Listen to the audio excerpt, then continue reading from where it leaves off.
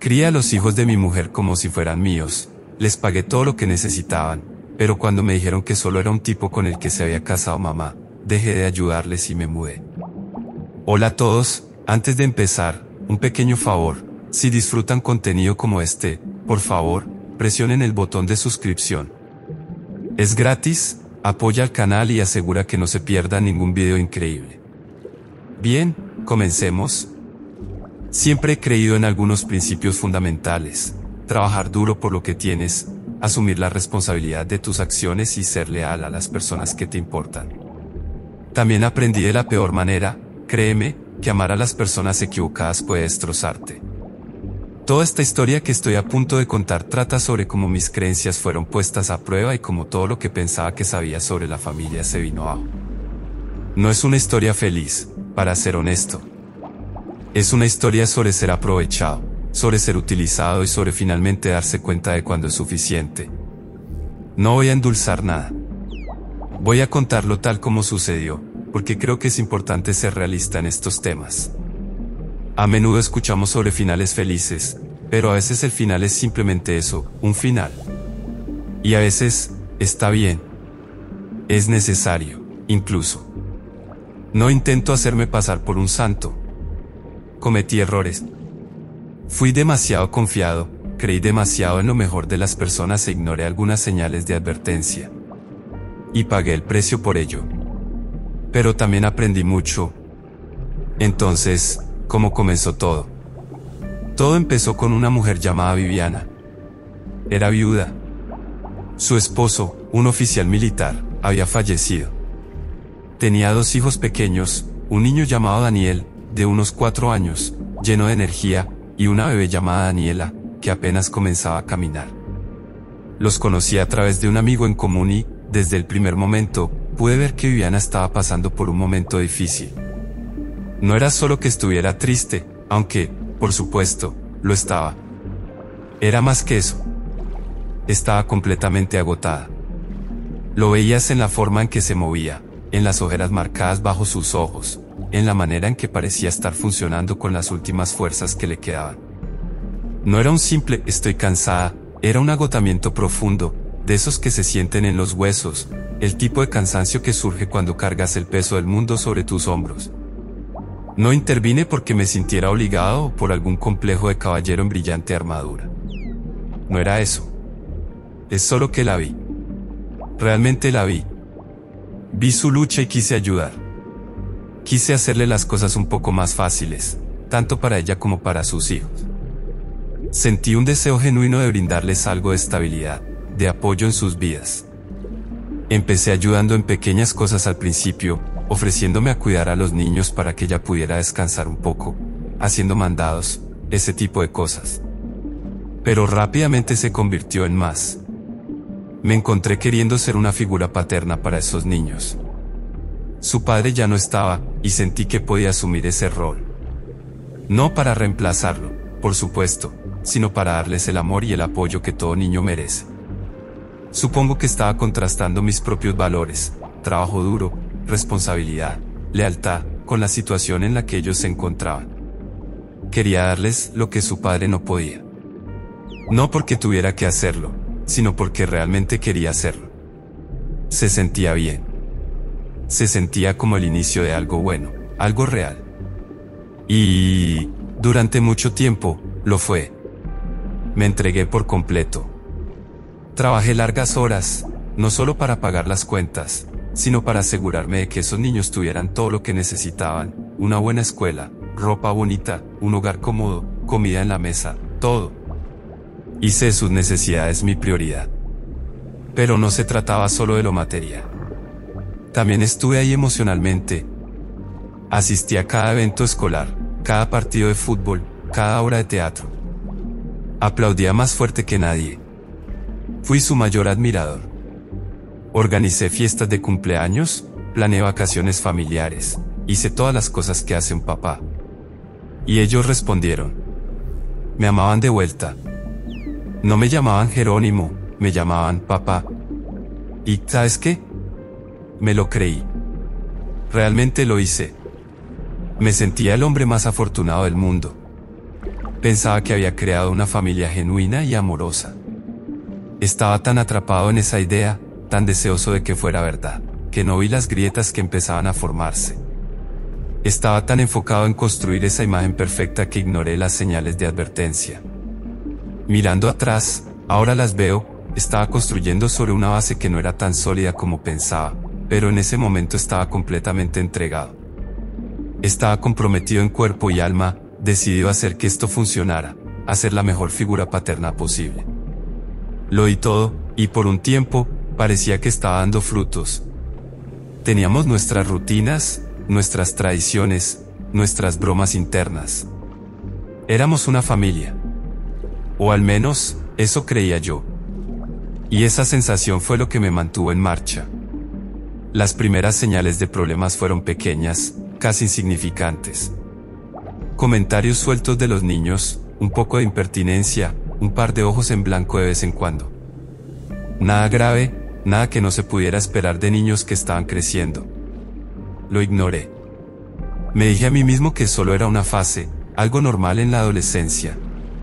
No quería verlo como algo más. Recuerdo una vez cuando Daniel, que debía tener unos 13 o 14 años, hizo un comentario sarcástico sobre cómo yo no era cool porque no lo dejaba salir hasta tarde. Daniela, que era unos años menor, intervino con una burla igualmente irrespetuosa. Me molestó un poco, pero lo tomé a la ligera. Me dije que solo estaban poniendo a prueba los límites, como hacen todos los adolescentes. Pero a medida que crecían, la falta de respeto se volvió más evidente. Para cuando Daniel tenía 17 años, ya era un adolescente hecho y derecho. Ignoraba los horarios de llegada, desestimaba cualquier consejo que le daba y, en general, actuaba como si tuviera derecho a hacer lo que quisiera. Supongo que era la típica rebeldía adolescente, pero se sentía diferente, más afilada, más hiriente.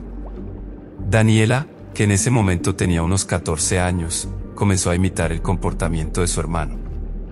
Rodaba los ojos cuando le hablaba, ignoraba mis instrucciones y descartaba cualquier preocupación que expresara. Juntos formaban un frente unido en mi contra, dejando claro que no me respetaban ni a mí ni a mi autoridad. Era como si estuvieran probándome, viendo hasta dónde podían llegar. Pero lo peor no era su actitud, sino la reacción de Viviana, o mejor dicho, su falta de reacción. No intervenía. No me respaldaba. Se quedaba ahí, usualmente con el teléfono en la mano, fingiendo no notar lo que estaba pasando. A veces, incluso parecía socavar mi autoridad de forma sutil. Suspiraba como si el problema fuera yo, como si estuviera exagerando. O hacía comentarios para justificar su comportamiento: solo están cansados, es una fase, no hagamos un drama. Siempre tenía una excusa. Pero lo que realmente estaba haciendo era permitirlo. Y al hacerlo, estaba erosionando mi papel en la familia y haciéndome sentir cada vez más aislado. Empecé a sentir que era el único que se preocupaba por poner límites, por enseñarles lo correcto. Y empecé a cuestionarme las intenciones de Viviana. Realmente no se daba cuenta de lo que estaba pasando. O estaba minando mi autoridad a propósito. Mi primera gran llamada de atención llegó por esa época, pero aún no comprendía del todo lo que estaba sucediendo. El verdadero punto de quiebre, el momento en que todo comenzó a derrumbarse, ocurrió una noche. Daniel llegó a casa muchísimo después de su hora límite. Estoy hablando de varias horas tarde, sin haber llamado ni enviado un mensaje. Yo estaba preocupado, angustiado. Y cuando finalmente apareció, caminando con total despreocupación, actuó como si no fuera gran cosa. Le pregunté, con toda la calma posible, dónde había estado. Solo quería una respuesta, un poco de responsabilidad. Ni siquiera me miró. Relájate, no soy un niño, fue todo lo que dijo. Eso fue todo. Ni una disculpa, ni una explicación. Solo un comentario desdeñoso. Y luego, lo soltó. No eres mi verdadero padre. Deja de actuar como si fueras dueño de mí.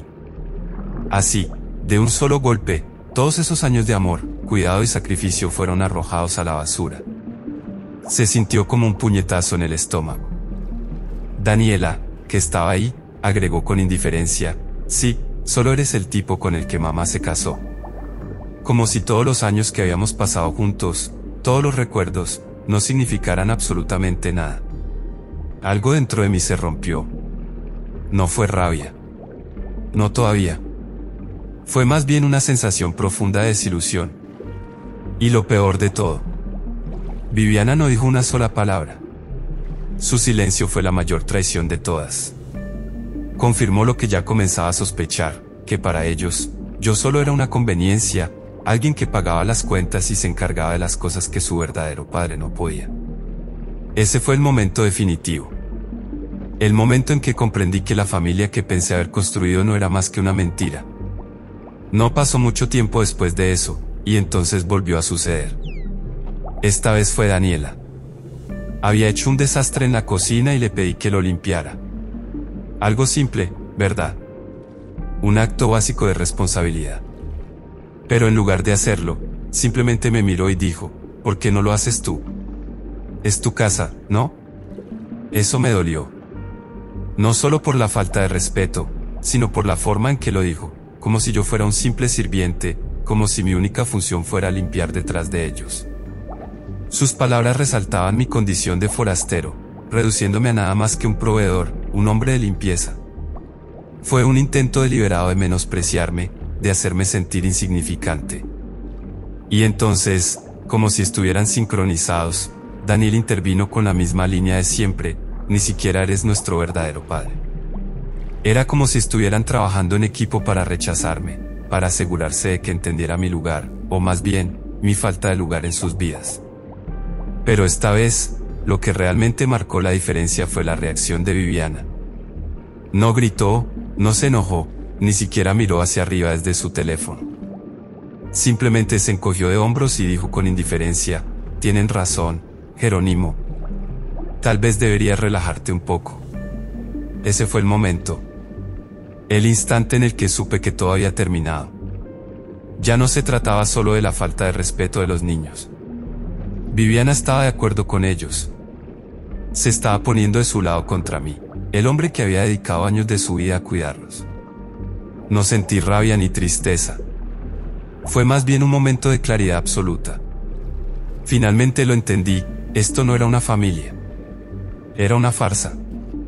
Y por primera vez, estaba listo para dejarlo ir. Fue una realización tranquila, una aceptación serena de la verdad. Ya no estaba luchando por aferrarme a algo que nunca había sido real. Estaba listo para soltarlo. Y entonces hice algo que nunca pensé que haría. Me detuve. Dejé de dar, dejé de preocuparme, dejé de intentarlo. No fue una decisión impulsiva ni una rabieta momentánea. Fue una elección deliberada y consciente. Me retiré por completo. Dejé de proveer para ellos. No más traslados en coche, no más mesadas, no más protección, no más consejos, no más preocupación. Dejé que enfrentaran las consecuencias de sus propias acciones. Fue un cambio total respecto a lo que había sido durante años. Siempre había estado ahí para ellos, sin importar qué. Ahora, simplemente me fui. Y sí, dolió. No voy a mentir. Fue en contra de todos mis instintos. Había invertido tanto en esta familia que caminar en la dirección opuesta era una de las cosas más difíciles que había hecho. Pero sabía que era necesario. Tenía que protegerme. Sabía que no sería fácil. Sabía que reaccionarían, que intentarían desafiarme. Pero estaba preparado. Había llegado a mi límite. Les había dado todo lo que tenía, y me lo habían arrojado de vuelta a la cara. Se acabó. Al principio, se burlaron. Se reían, hacían comentarios sarcásticos, se miraban con complicidad cada vez que pasaba cerca. Pensaban que habían ganado. Creían que no me necesitaban.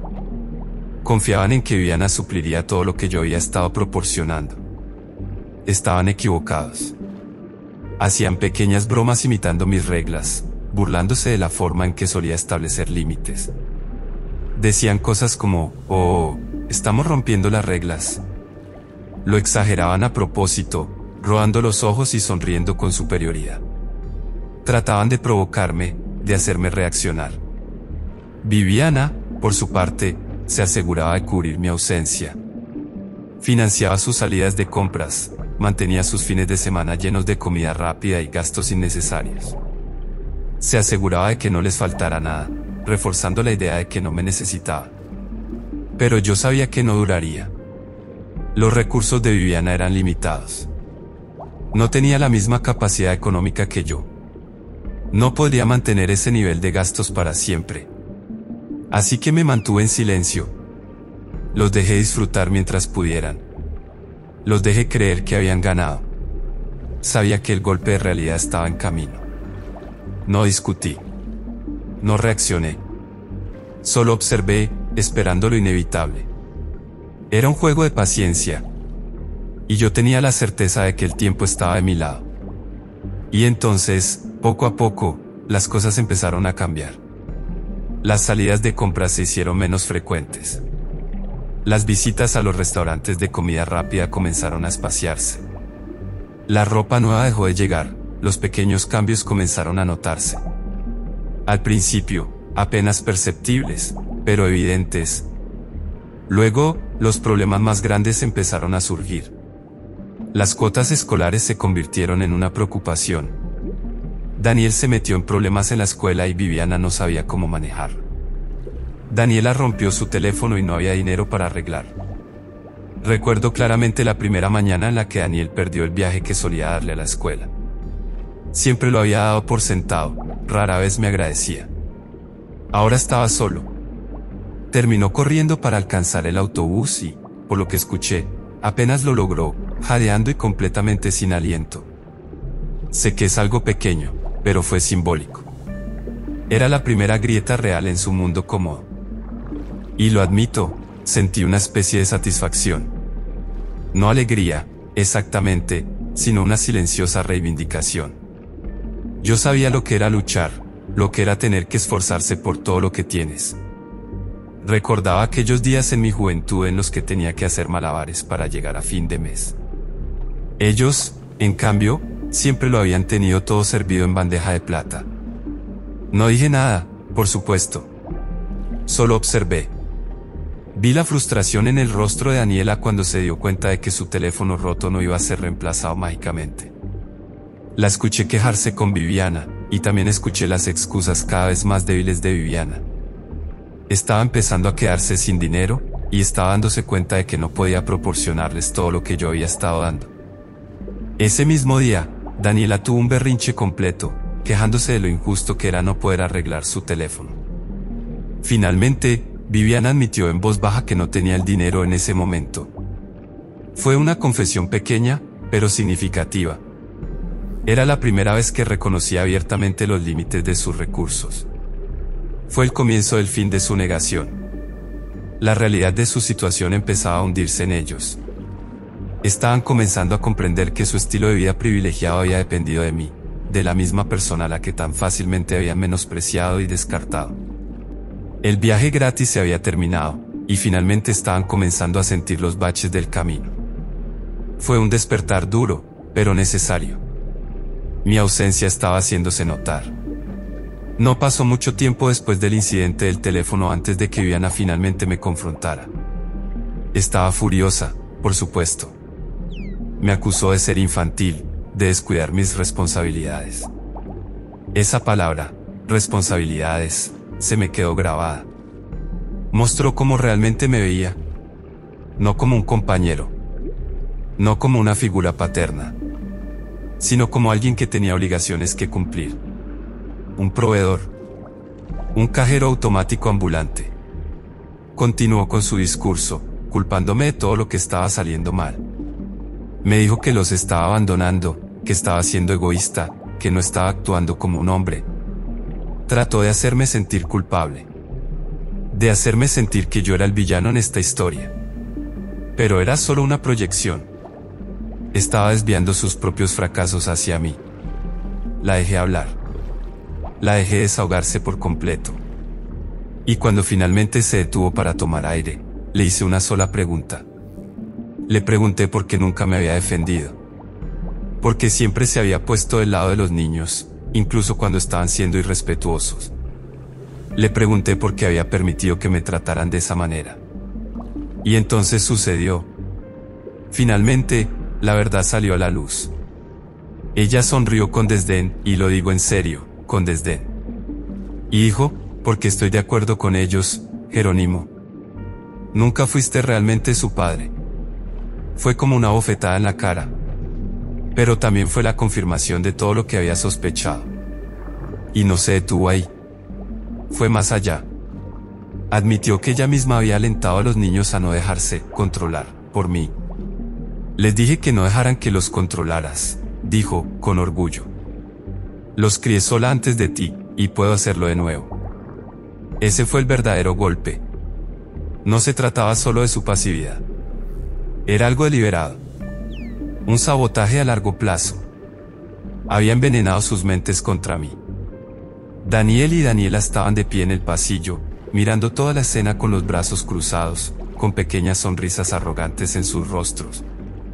Era como si estuvieran disfrutando del espectáculo. Y en ese momento, lo entendí todo. Ese era su verdadero yo. No eran los niños dulces e inocentes que había tratado de amar y cuidar. Eran chicos malcriados y engreídos, habilitados por su madre manipuladora. A pesar del dolor, a pesar de la traición, sentí alivio. Todo había terminado. La farsa se había acabado. Ya tenía mi respuesta. No había ambigüedad.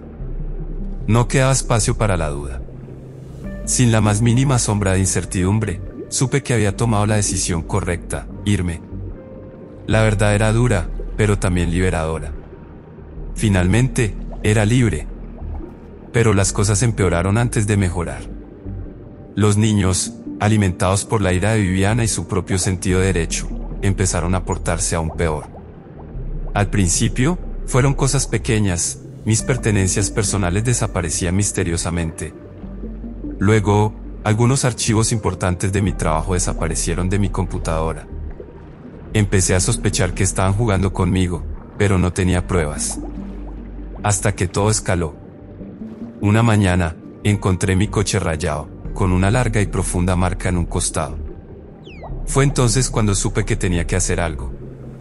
Instalé cámaras de seguridad, discretamente, dentro y alrededor de la casa. No le dije a nadie, ni siquiera a Viviana. Solo quería reunir pruebas. Y las conseguí. Unos días después, los capté en video. Daniel y Daniela estaban en mi armario, riendo, destrozando mi ropa con tijeras. No fue un simple arrebato de ira infantil. Era un acto deliberado de vandalismo. No los confronté. No grité ni hice un escándalo. Simplemente me quedé en silencio. Documenté todo. Guardé las grabaciones de video. Tomé fotos de los daños. Reuní todos los mensajes amenazantes que me habían enviado. Todas las pruebas de su creciente hostilidad. Jugaba el juego, dejándolos creer que estaban ganando, mientras en secreto preparaba mi salida. Sabía que tenía que protegerme, no solo emocionalmente, sino también legalmente. Sabía que esto se pondría feo y quería estar listo. Estaba construyendo mi caso, reuniendo la munición que necesitaría para defenderme si llegaba el momento. Era una situación triste y patética, pero estaba decidido a manejarla con la mayor dignidad y compostura posible. No iba a rebajarme a su nivel. Iba a ser inteligente, estratégico y silencioso. El siguiente paso fue consultar a un abogado. Le expliqué toda la situación, le mostré las pruebas que había reunido. Me escuchó pacientemente, asintiendo de vez en cuando. Cuando terminé, me aseguró que tenía un caso sólido. Hablamos sobre el divorcio, e incluso me sugirió solicitar una orden de restricción, dado el comportamiento cada vez más agresivo de los niños. También presenté un informe policial por los daños a mi propiedad. Se sintió extraño denunciar a mis hijastros ante la policía, pero sabía que era necesario. Necesitaba crear un registro oficial de su comportamiento para protegerme de cualquier futura acusación o problema legal. Era otro paso en el proceso de romper lazos. De liberarme de esta situación tóxica. Luego, una tarde, mientras Viviana y los niños estaban fuera, hice mi movimiento. Empaqué una maleta. No me llevé mucho, solo lo esencial, las cosas que realmente importaban. Dejé todo lo demás atrás, los muebles, los electrodomésticos, todas las posesiones materiales que había acumulado a lo largo de los años. No eran importantes. Lo que importaba era mi libertad, mi paz mental. Dejé un sobre en la encimera de la cocina. Dentro estaban los papeles del divorcio, junto con copias de todos los documentos de respaldo, el informe policial, las fotos de los daños, las capturas de pantalla de los mensajes amenazantes. Era un acto formal de separación. No había vuelta atrás. Salí de esa casa y no miré atrás. Me subí a mi coche, el mismo que tenía la larga raya en un costado, y conduje lejos. No tenía un plan, no realmente. Solo sabía que necesitaba irme. Escapar del ambiente tóxico en el que había estado viviendo. El último paso fue financiero. Cerré todas las cuentas compartidas y eliminé el acceso de Viviana a mis fondos. Sé que fue una medida drástica, pero era necesaria. Tenía que cortar su capacidad de seguir alimentando la actitud de derecho de los niños. Tenía que dejar claro que la fuente de dinero se había acabado. Fue el corte final. El acto definitivo de separación. Todo había terminado. Como era de esperarse, Viviana explotó. Me llamó repetidamente, dejándome furiosos mensajes de voz, acusándome de ser un cobarde, de haberlos abandonado, de ser una persona terrible. Aseguraba que podía arreglárselas sin mí, que no necesitaba mi dinero, que estaría mejor sin mí. Pero era puro teatro. Negación. Rehusándose a aceptar la realidad de la situación. No respondí sus llamadas. No contesté sus mensajes. Simplemente la bloqueé. Me negué a participar en más conflictos. Ya había dicho lo que tenía que decir. Ya había tomado mi postura. Y estaba hecho. Necesitaba enfocarme en mi propio bienestar. En construir una nueva vida para mí. Luego, los niños empezaron a escribirme. Al principio, eran los mismos mensajes arrogantes de siempre. Pero poco a poco, el tono cambió. Empezaron a sonar preocupados. Incluso arrepentidos. Se disculparon por su comportamiento. Admitieron que las cosas estaban difíciles. Que estaban teniendo problemas sin mi apoyo. Finalmente, recibí un mensaje de Daniela, la menor. Solo tenía 3 palabras: te extraño. Era un cambio significativo. Pero ya era demasiado tarde. El daño estaba hecho. La confianza estaba rota. Aunque hubiera querido, no podía regresar. Me mantuve en silencio. No respondí. Reconocí su arrepentimiento, pero me mantuve firme en mi decisión. Había aprendido una lección dolorosa. Y no iba a repetir mis errores. Les había dado todo lo que tenía. Y me lo habían arrojado de vuelta a la cara. Había terminado. Mi silencio era mi respuesta. Era mi manera de decir, tomaron su decisión, ahora vivan con las consecuencias. Así que esa es mi historia. No es bonita, pero es real. Y aprendí algunas lecciones valiosas de ella. La más importante: nunca permitas que las personas te den por sentado. Nunca mendigues respeto.